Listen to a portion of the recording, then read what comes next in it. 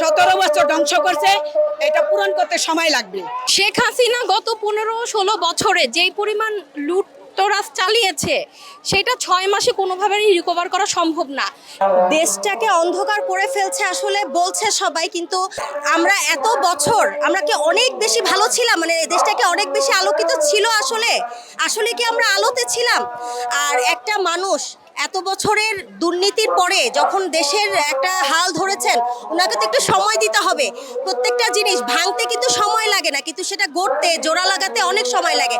তো আমার মনে হয় উনি যেই পরিকল্পনাগুলো হাতে নিয়েছেন, আস্তে আস্তে আমরা যদি ওনাকে একটু সময় দিই, আমরা সবাই মিলে যদি ওনাকে সহযোগিতার হাত বাড়িয়ে দিই, তাহলে আমার মনে হয় দেশটা আলোর দিকেই যাচ্ছে, অন্ধকারের দিকে যাচ্ছে না।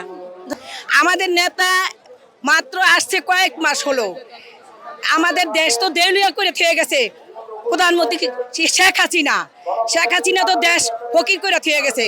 তা জামাত কিভাবে বললো যে আমাদের তারেক রহমান যে সবকিছুই করে হালাইছে, হ্যাঁ গন্ডগোল করছে, আমাদের গ্যাস দিতেছে না, দিতেছে না। আমরা তো গ্যাস কারেন্টের সমস্যা আগে থেকেই ভুগছি, কিন্তু উনি কিভাবে বললো এটা? উনি কিভাবে বলছে? জামাত কয়দিন ধরে আসছে? জামাত কয়দিন ধরে আছে? দল বলতে আওয়ামী লীগ আর বিএনপি, এই হলো দুই নেতৃত্ব। এই জামাত এগুলা পরে আসছে, এগুলা আসছে গন্ডগোল করার জন্য, তারেক রহমানকে নিচে নামানোর জন্য। সে আরো বর্তাছে, সে আরো ড্যামেজ দিচ্ছে। আমাদেরকে না খেয়ে মরতে হইতো, যে অবস্থা দেশের করে খেয়ে গেছে।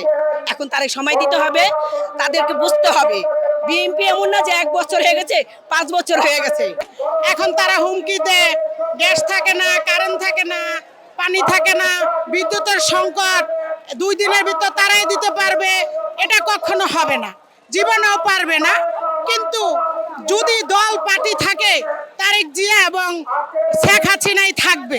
এই দুই দল ছাড়া কখনো কোনো দল আর আসতে পারবে না। যে আমাদের ক্ষমতা আসবে, জামাত কখনো আসবে না। জামায়াতে ইসলাম তো বলবেই, কারণ তারা তো কোনোভাবেই তাদের এত কুকর্ম এগুলো ঢাকার জন্য তো কিছু একটা বলতে হবে। এই কারণে এখন যা পাচ্ছে তাই বলছে, মানে শাক দিয়ে মাছ ঢাকা আর কি। আর প্রধানমন্ত্রী তারেক রহমান যে কাজ করছে সেটা তো আমরা সবাই জানি। 6 মাসে আসলে 17 বছরের যে ল্যাকিংসগুলো আছে সেগুলো ফিল আপ করা সম্ভব না। তারপরেও আমাদের প্রধানমন্ত্রী যথেষ্ট চেষ্টা করতেছে। লোডশেডিং তো হচ্ছে, এটা পুরো বাংলাদেশেই হচ্ছে, কিন্তু তারপরেও এর মাঝখানে যতটুকু স্বস্তি আছে, আমাদের প্রধানমন্ত্রী আমাদেরকে এতটুকু আশ্বস্ত করছে খুব দ্রুত এই জিনিসগুলো রিকভার হবে, কিন্তু একটু সময় দিতে হবে। এতটুকু সময় তো আমরা দিতেই পারি। এত বছরের মানে যে ল্যাকিংসগুলো সেটা তো আসলে 6 মাসে সম্ভব না। তা আমরা এলাকাবাসী হিসাবে চাচ্ছি যে আর একটু সময় আমরা দেই। গ্যাস নাই, আমাদের গ্যাসের খুব সংকট, কিন্তু আমাদের প্রধানমন্ত্রী 2 ইঞ্চি পাইপের বদলে 4 ইঞ্চি পাইপ লাগানোর কাজ অলরেডি শুরু করে দিয়েছে আমাদের ক্যান্টনমেন্টে। তো এটা তো আমরা নিজেরা দেখতেছি।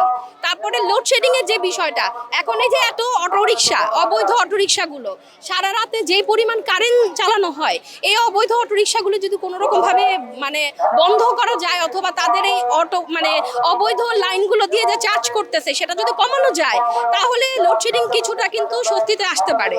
এখন এই অবৈধ কাজগুলি তো আর সরকার করতেছে না। এই অবৈধ কাজগুলোতে যারা ইন্ধন দিচ্ছে আসলে তাদেরই মেন দোষ। সেগুলো থেকে আমাদের বের হয়ে আসতে হবে, এবং আইন সংস্থা যারা আছে তাদের কাছে আমাদের রিকোয়েস্ট থাকবে এই অবৈধ সংযোগগুলো কিভাবে বিচ্ছিন্ন করা যায় সেই ব্যবস্থা করতে। প্রিয় একজন মানুষ ছিলেন, তো আল্লাহ যেন ওনাকে জান্নাতে রাখেন অবশ্যই সর্বোচ্চ স্থানে। অন্ধকারে নেই, আমরা আলোর দিকেই যাচ্ছি। আর জামাত এরা হলো শিবিরের লোক, এরা জামাতের নামে কলঙ্ক। কিসের এরা জামাত করে? এরা হলো বদমাশি করার জন্য আসছে, এখানে দলকে পচানোর জন্য, আমাদের তারেক রহমানের বদনাম করার জন্য আসছে। আপসীর নেত্রী বেগম খালেদা জিয়া, ওনার জন্য জন্মদিনের শুভেচ্ছা তো ওনাকে দেওয়া সম্ভব না। আমরা ওনার জান্নাতুল ফেরদৌস কামনা করি, আল্লাহ যাতে জান্নাতের সর্বোচ্চ মোকামে ওনাকে নিয়ে যায়।